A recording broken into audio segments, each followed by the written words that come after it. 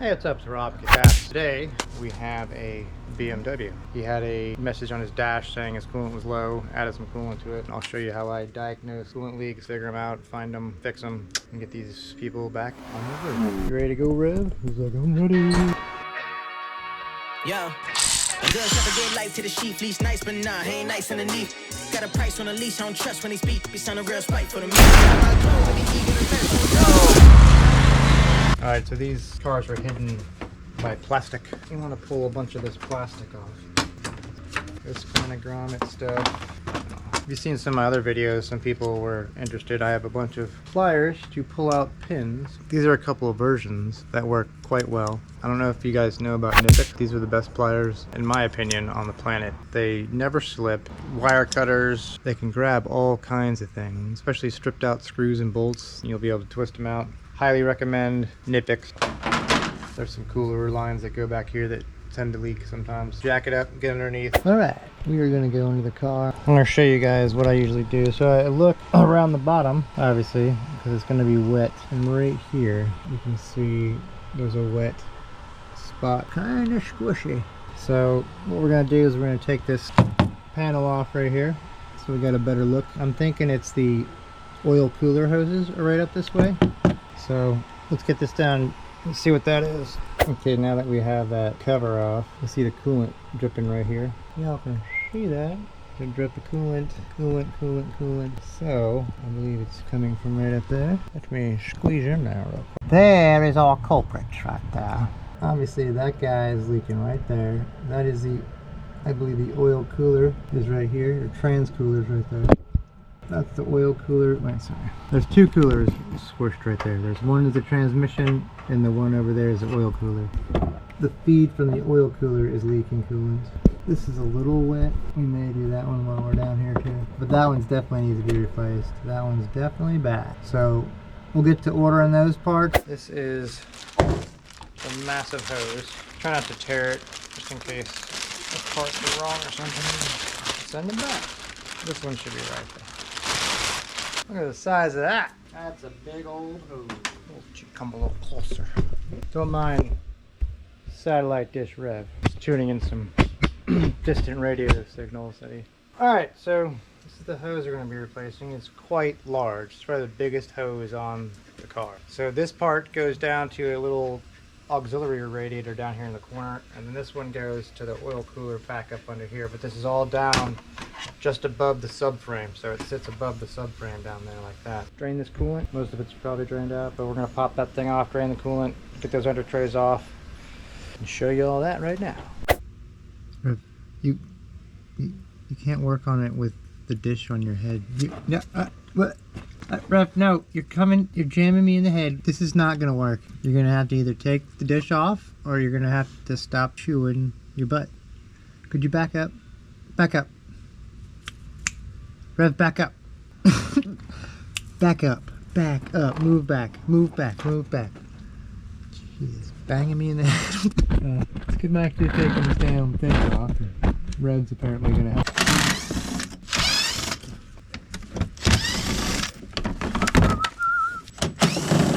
Oh, it's a big dragonfly. Oh, he's a little dried up. Put them over there for now. There it is. You know it's the last bolt because it hit you in the face. Oh, perfect, just like that. Okay, so I'm gonna have to go at another angle to see that part of the hose, but this part is... Oh crap. Let's take this panel off. Alright. Just when you think you're done with the panels, you got to take more panels. Jeez, Merry Christmas. Yeah, I'm moving at the speed of sound. I got both hands off the wheel.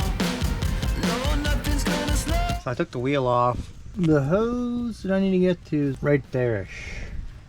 So I'm going to pull this off, see if we can get a better angle at getting that little pop off to get to the hose. So that's what we're going to do right now.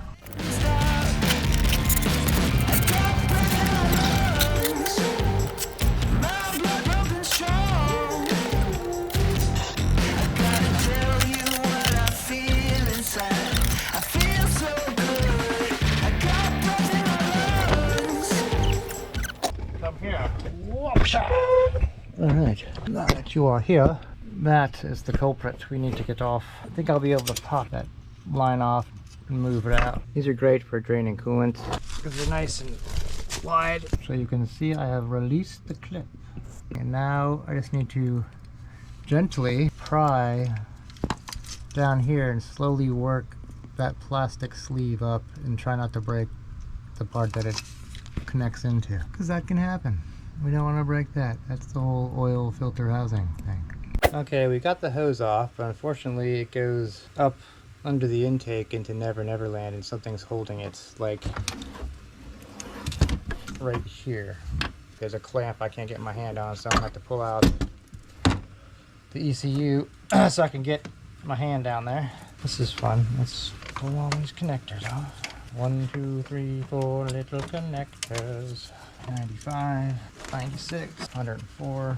So digging deeper in, we found out that my big hose was not the culprit. It was its identical brother, Pee-wee. So there's 9,000 hoses on this car. So once I pulled the computer out, you can see I can pull the computer out. A bunch more stuff, I dug more even deeper. This hose sits next to that other hose that I had, and they're indistinguishable. So once I dug it all out and pulled it actually out, I found out that it was this one that was leaking. You can see it was totally leaking everywhere. So now we're going to slap that on. Like always, you want to lube up those O-rings so they pop on quite nicely. And this thing, like a combination of hard to get to and very hard to get to. So this is the oil cooler hose. This runs coolant to the oil filter housing. That's generally how they cool it, is right where the filter's at. You gotta be careful. It's like everything. Plastic can be brittle. I can't even get my hand in it.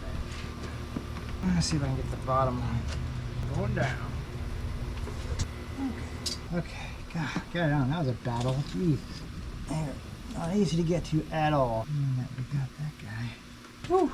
Oh, the tight guy. Alright. Anyways, it goes up under here and then goes down that way. Not very fun. But that's BMW life. Pain in the butt, crazy hoses. Tons of hoses. So many hoses. Oh yeah, by the way, if you do own a BMW, save these things. Because there'll be a day where you have to take your hose off to do something, and it shoots off into the land of Never Never Land. And that'll be the one thing stopping your car from running, because you don't have this stupid little clip. So I saved those little fellas right there. Toss them in your little bolt bin, wherever you put them. Keep it for later. Put them under your pillow like the Tooth Fairy. I don't know. Oh, the Tooth Fairy brought me these stupid clips. What the? Dad works for BMW. That's what happens. Never mind. Let's go on.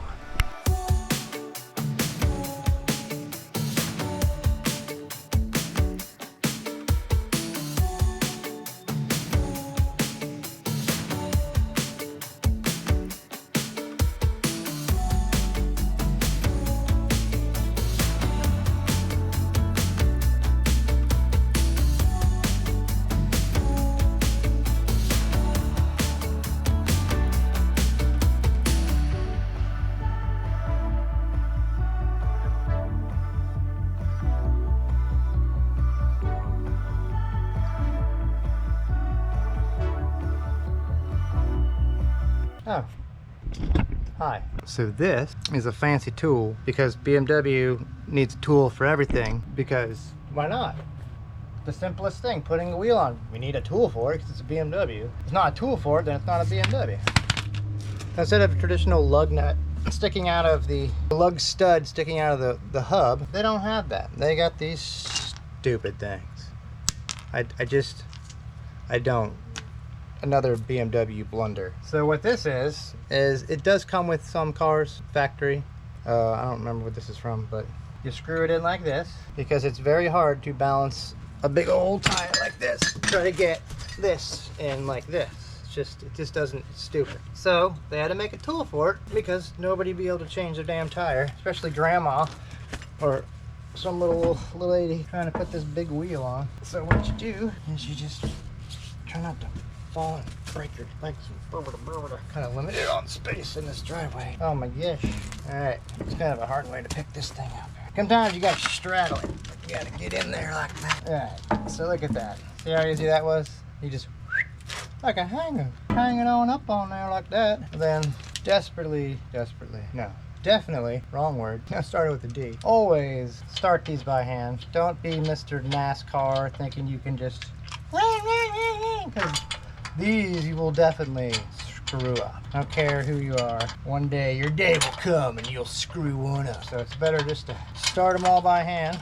Get them all in now. Then I'll take my little guy out. The last center again in there. And I just kiss them down with this thing, like the first click. And then when we put it on the ground, we'll torque it. So whenever working on a BMW, whenever you're working on the engine, anything replacing parts, you should always disconnect the negative on the battery, because these things are so temperamental. You can screw some things up. A little tip of the day: when you're working on the Beamer, take off your negative. Save you a lot of headaches. See, there's like a max and a minimum little floaty thing down in there. You're right at the max. You can tell the water pump is on because of this stream right here squirting across right there. You see it. Woo, that's hot. Don't touch that, it's hot. So it's nice and warm. I don't think we have any more bubbles in there. We're going to slap the cap, slap it on. So we line our arrows up.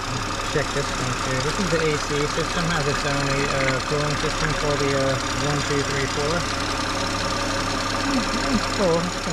Okay, like always, we're going to plug our Autel in. And this is the Autel MS909. Pretty bad boy machine right here. This thing will do everything, make you a cup of tea, do it all. Whenever I have the battery disconnect on these BMWs, I like to go back through because they freak out. The computers are like, what happened? We've lost all our communications. And they'll throw codes, and this goes out of all cattywampus. So I go in there, scan them all, clear everything out, check all my gauges. You can run the water pump if you need to. This one, we didn't get that much coolant out, so this kind of burped it out automatically because the electronic one that's already in there. It's a great option for BMWs. They have their electronic fuel or water pump. So what we do is we go in here, and obviously I just turned the ignition off because that's part of the things it does. Parts of the things it does, Testing everything. Takes a little while. Oh, there we go. Auto scan all this stuff on me. What's going on here? So now it's going to go through all the modules, and this particular BMW has 23 modules. That's not bad. It's lying. I think it's got modules inside modules.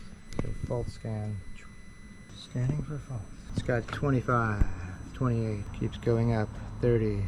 Yeah, 30 faults. We do have some misfires. When do we get those? Let's quick erase all those fellas. Goodbye. Usually you'll have some remain that are just permanent ones that are like, I think there's a fault with the air flapper deal that's down here on the vents for the radiator. They've got automated flapper vents that controls airflow over the condenser and the radiator. Craziness, over engineering. See here. Yeah. Radiator blind lower blocking during installation. That's actually a extended warranty, so that's actually under the warranty. So that's all we got left. Yeah, everything else is good. Hot digga dog. So we're gonna test drive this thing, get it warmed up, and be on the road. Another BMW down the road. So we got that hose installed, the one that was pouring out replaced. Filled up with coolant, burped it all out. Did our final inspection, did another thing, looked underneath, made sure nothing else was leaking. Now, right now, before everything, get that wheel torqued down. Don't forget to torque your wheels.